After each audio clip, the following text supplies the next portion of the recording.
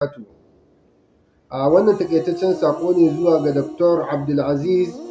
ga Dr. Idris Abdulaziz rahimahullah. Assalamu alaikum wa rahmatullah. Mai tare da Sunna Family TV barka da wannan lokaci. Shahararren matashin malamin sunna wanda ake kira Dr. Hussaini Kano ya aika sako mai mahimmanci zuwa ga ɗan gidan marigayi Dr. Idris Dutsen Tanshi, Allah ya ji kansa da rahama, wato Dr. Abdulaziz, Dr. Idris Abdulaziz, wato baban baba kenan.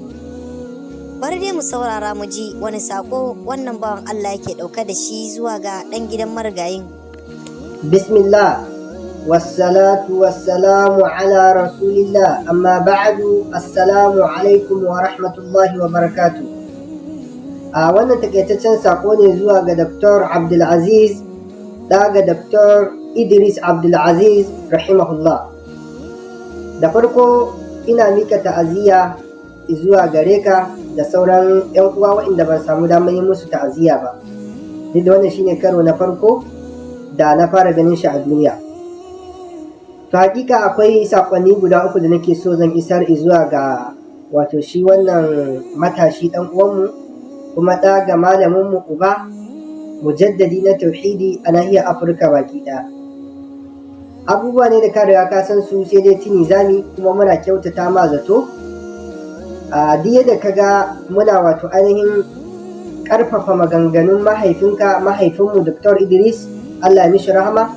muna goyon bayan maganganunsa wanda suke na tauhidi, sannan kuma muna ƙaunarsa saboda ƙaunarsa da aƙida.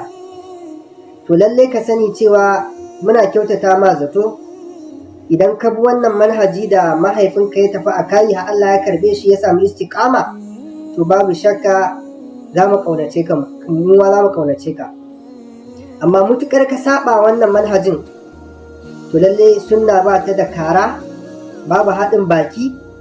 ba za mu duba dangantaka ko alaƙa da mahaifinka ba, za mu fito ne mu kafe ka, nema rudud. Wannan ita ce ka'ida, wanda ba muna masu zanne bane, a'a muna kyautata ma zato, mun san insha Allah hakan ma ba ta faru ba, domin ka samu ta ingantacciyar aƙida, muna kyautata ma zaton haka. Kuma tabbas 'yan uwa musulmi ku gane cewa wato Dr. Idris wallahi abin koyi ne a wannan asari da muke ciki, saboda ka duba ka gani haɗinsa ya kai matakin doktora, amma ba mu taɓa ganin shi a social media ba, sai wannan kan ya bayyana akan wannan kujera, wanda kuma inda a ce ɓangaren ɗariƙa ne ko 'yan bida'a, wallahi malaman da suke gabatar da karatu a majalisun dutsen shi, majalisun mahaifinsa, da duka ƙasa za su dawo su zube, ya hau sama yana zara ido, ɗan shehi ne, sun zama muridai, ko da sun fi shi karatu. To amma ka duba gani yanayinsa, kana gani ka san akwai nutsuwa, akwai ilimi, akwai tarbiyya. To muna jinjina ma, muna ƙarfafa ka, kuma ka sani cewa ɗan uwanmu ne kai matashi, muna tare da kai. Duk da rayuwa kai a ƙasar waje, yana da kyau a ce ka fahimci yadda ƙasarmu take Najeriya. Ina kyautu zaton cewa za ka fahimci yanayin tsarin da'awarmu ta nan, gabanin a ce in Allah ya ƙaddara ɓangaren da'awa za ka yi ko ɓangaren asibitin ka za ka yi dai, to lallai ka sani cewa ka dinga leƙowa ɓangaren wannan wato ainihin da'awa, domin hakan zai ƙara wato tuna mana da irin jajircewar mahaifi naka, mahaifin mu baki ɗaya. Amma gaskiya yanayin ɗan sanyin ka haka, ka ɗan so ka ɗan yi sanyi, yawa da'awan Najeriya sai ana ɗan kausasawa kaɗan haka, amma yanayin halitta ce wani ga shi yana sanyin murya ko yana ɗan sauƙin kai. Ka san ce kyan damusa ta haifi ɗan damusa, yawa shine wannan. Da haka abin da ya kamata, yadda ka ga mahaifinka yana wasan kura da sura asul jarima, su ne karama kuka, duk wani ɗan bid'a wato ainihin yana tsoro ya ji raddin mahaifinka. To muna kyautata ma zato ko a cikin sauran 'yan uwanka, kamar yadda wasu da yawa daga cikin ɗaliban malam sun maye wannan gurbi, muna kyautata ma zato kai ma Allah ubangiji ya sa ka aru wannan usulubi, dan mu ba 'yan usulubi bane, usulubin malam murgan ya mana daidai. A hakan ko muka gane usulubin nashi,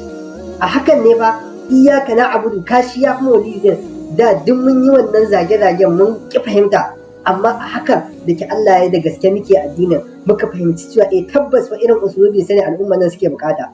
Da haka gaskiya abokinmu kuma mu ce dan malaminmu wato Dr. Abdulaziz gaskiya ka dan kana dan sanyi yanayin halitta ce da Allah ta yi haka amma in so samu ne ka dan karo gonin kai ma yawa muna da buƙatar haka domin yanzu gaba ɗaya hankalin yan bid'a ya tashi wallahi dakta yana da planning a rayuwarsa yana da tsari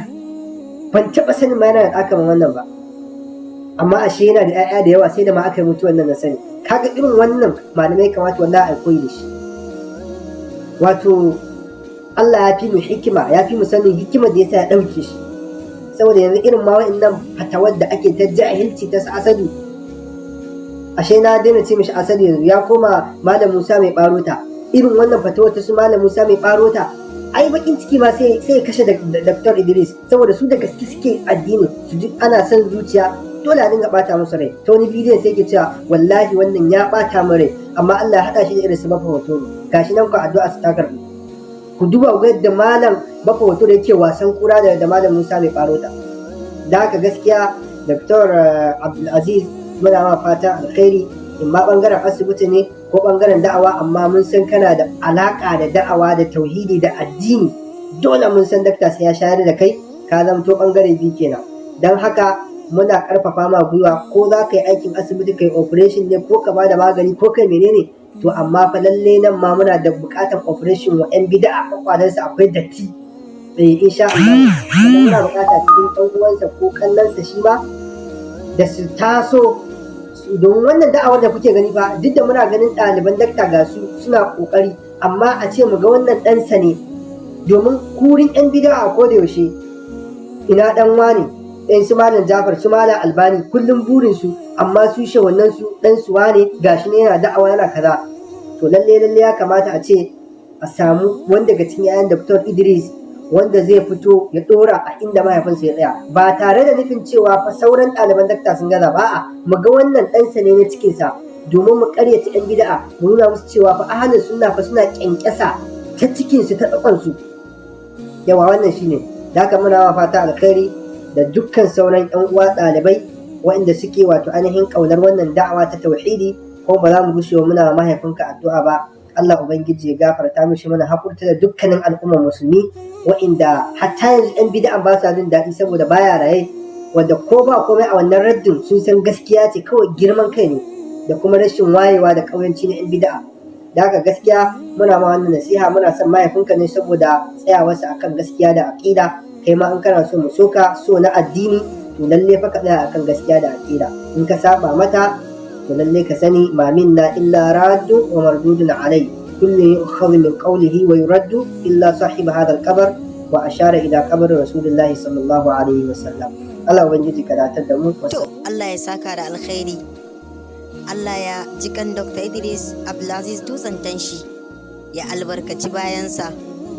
tun daga iyalansa hal almajiransa da ma masoyansa Allah ya sa aljanna ita ce makomarsa idan wannan shine farkon zuwan ku wannan tasha ta Sunna Family TV dan Allah ku yi mana subscribing saboda ku dinga samun karatuttukan malaman sunna akan lokaci mun gode wassalamu alaikum wa rahmatullahi ta'ala wa barakatuhu yan uwa musulmai ahlus sunna